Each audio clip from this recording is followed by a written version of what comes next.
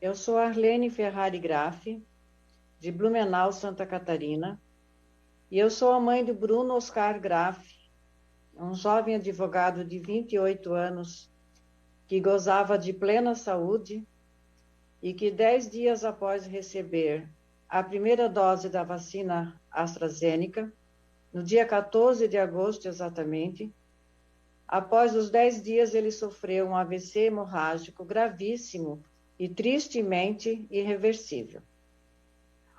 O Bruno, após tomar a vacina, ele sentiu um desconforto na região do braço, onde havia sido inoculada a vacina, e que evoluiu para dores no corpo pela semana seguinte. Mas como a mídia e os médicos diziam, né, que os sintomas eram normais da vacina, ele foi medicado com um remédio comum para a dor que eu tinha em casa. Eu lembrei que quando eles eram crianças e tomavam vacina, sentiam, e os médicos sempre falavam, uma febre, uma dorzinha vai dar. Eu falei para ele, não ponha minhocas na cabeça, meu filho, isso é normal. Mas aí outro sintoma começou a surgir, que foi a dor de cabeça, leve. Porém, no 9º dia, ele sentiu uma dor de cabeça muito forte. E ele me pediu para ser levado ao hospital, coisa que ele nunca fez na vida, porque ele gozava de plena saúde, ele nunca me pediu para levar. Ele foi atendido no pronto atendimento do Hospital Santa Catarina de Blumenau por volta das 10h30 do dia 23.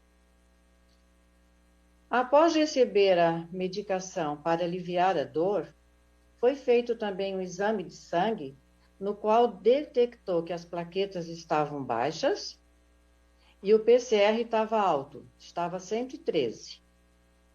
A médica plantonista cogitou a possibilidade de ser Covid-19 ou dengue. No mesmo dia, às 21 horas da noite, saiu o resultado negativo para dengue, e sendo assim, eu solicitei que meu filho ficasse internado. Negativo para a Covid, desculpe. Saiu negativo para a Covid. E eu solicitei, então, que meu filho continuasse internado, visto que havia a possibilidade de ser dengue. No dia seguinte, no dia 24, de manhã, foram coletados mais amostras de sangue para novos exames e o meu filho continua internado para o tratamento de dengue. Às 14 horas desse mesmo dia, eu visitei meu filho no horário de visita, que era das 14 às 16. Ele estava aparentemente bem, com uma dor de cabeça mais leve, porque estava sendo medicado. E nesse momento, 15 para as 4 mais ou menos, quando eu ia deixando o hospital, eu tirei uma foto dele, que é a foto que está circulando nas redes sociais, porque eu queria mostrar à namorada dele, que mora na Espanha, pois eles namoram há muito tempo pela internet, apesar de que todos os anos se viam, só pararam agora por causa da pandemia. E eu bati a foto para mostrar para ela, ele baixou a máscara, pois até dentro do hospital, no quarto, ele ficou de máscara, e aquela foto que todos já viram dele, ele estava aparentemente bem. Todo dia eu beijo meus filhos e digo, filho, a mãe te ama. É um costume meu. E nesse dia eu beijei o meu filho na testa eternamente e disse, filho, a mãe te ama, viu? Amanhã a mãe volta para te ver. Descanse, visto que para dengue era preciso ele tomar, era para ser hidratado e descansar. É o que a enfermeira havia me passado. Eu não fiquei com ele porque os protocolos para visita também mudaram. Então, mesmo que ele ficasse num quarto isolado, num apartamento, nós não podemos mais ficar, senão eu teria também ficado com meu filho. Bem, eu saí de lá 3 horas, eis que... aliás, eu saí de lá às 16 horas, eis que 3 horas depois, às 19 horas... O Bruno reclamou aos enfermeiros, eu li no prontuário médico, porque eu já tenho, que ele reclamou de uma dor estranha no braço, dor de cabeça aumentou, e ele não conseguia mais visualizar o que ele via na parede do quarto. Ele começou a balbuciar, já não se entendia bem o que ele falava, e perdeu os movimentos de um lado do corpo. E daí aconteceu o pior que a gente poderia esperar. Ele teve um AVC hemorrágico gravíssimo e que impossibilitou qualquer medida. E os médicos levantaram a hipótese de talvez fazer uma cirurgia, mas me falaram que não podia. As plaquetas estavam mais baixas e o AVC, a hemorragia foi tão grande, eu vi a tomografia dele no hospital, meu marido não quis ver, foi tão grande que um lado estava com bastante sangue do cérebro e o outro deslocou, empurrando o crânio dele. Isso me foi mostrado pelos médicos. Desculpa. Era o fim para o meu filho Bruno. O Bruno, ele era um filho amado, ele era querido, ele era educado, ele era respeitoso conosco, com todo mundo. Ele não tinha vício nenhum. O Bruno nunca fumou, o Bruno não tomava bebida alcoólica, ele era um filho totalmente diferente. O Bruno não saía de casa. E ele foi nos arrancado subitamente, sem aviso prévio. Porque muitas doenças os pais se preparam, né? Mas para nós não. Então não lhe fora dado, na minha visão, nem mesmo a chance dele lutar pela vida. Ele não teve a chance de nenhum tratamento, como ocorre até mesmo com o câncer, que a gente sabe, né, onde muitos ficam lutando por anos, sem contar na chance de tratamento que o Bruno teria tido, caso ele tivesse contraído Covid. Eu penso assim, que caso ele tivesse contraído Covid, com a idade que ele tem, com a saúde que ele tem, se ele fosse medicado, ele poderia ter tido a chance, mas ele não teve essa oportunidade. Ele não teve oportunidade para nada. O Bruno foi para a UTI, depois da feita a tomografia, né? E ele ficou ligado aos aparelhos ainda até o dia 26 de agosto, porque o AVC foi dia 24 à noite, e ele ficou até o dia 26 de agosto na UTI ligado pelos aparelhos, quando findaram os exames protocolares para oficializar a morte cerebral. E também porque nós, eu e meu marido, decidimos por doar os órgãos do meu filho. Então, também foram feitos depois exames para ver se esses órgãos estavam bons e poderiam ser doados, e assim foi feito.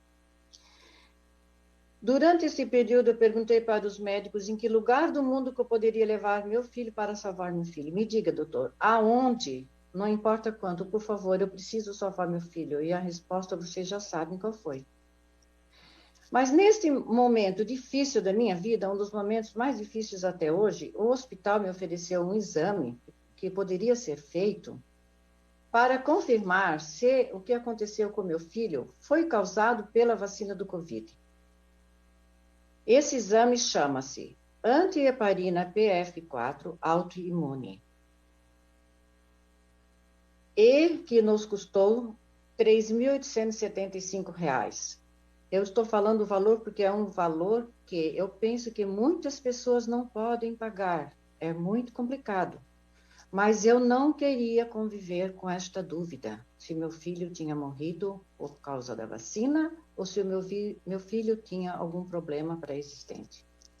Esse exame foi encaminhado para a Espanha, onde de lá eu receberia a resposta uns dias depois, e que, sim, me respondeu, meu filho poderia ter morrido por causa da vacina?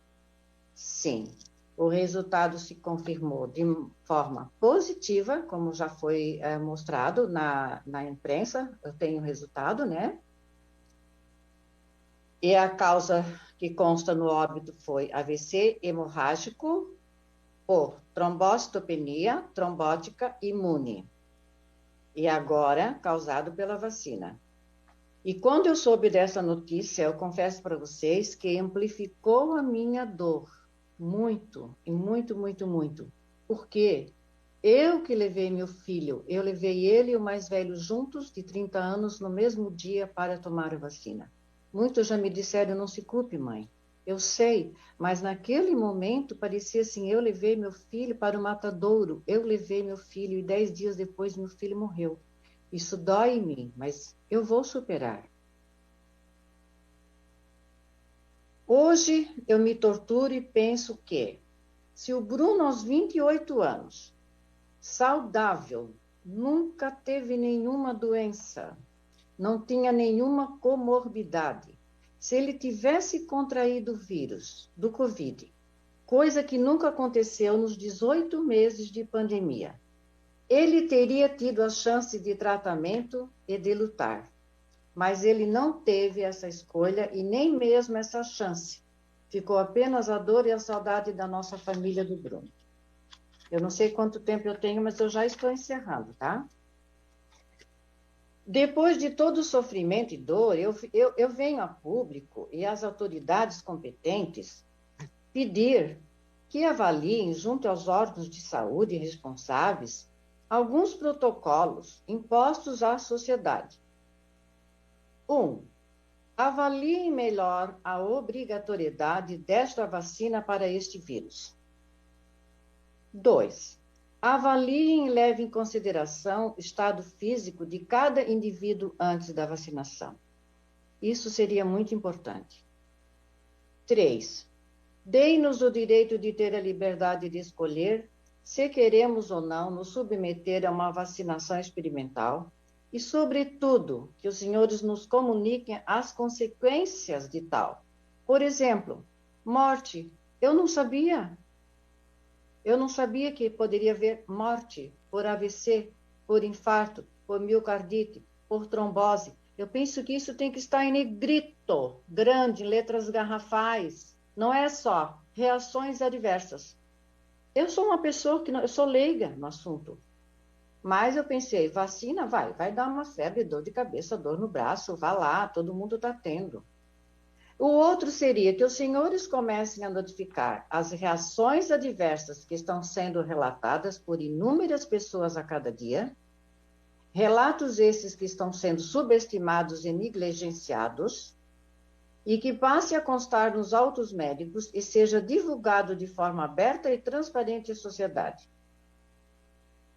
Isto que eu li para vocês é uma carta que eu enviei ao senhor ministro da Saúde, é uma carta aberta e que eu sei que já rodou esta carta e que também já chegou no Palácio do Planalto. Eu estou aguardando uma resposta do ministro da Saúde para esta carta aberta que fiz e espero que me dê respostas não só para mim, mas para toda a sociedade brasileira, para as sugestões que foram por mim solicitadas. Eu agradeço muito que vocês me deram essa oportunidade de falar sobre o caso do meu filho Bruno. Muito obrigada.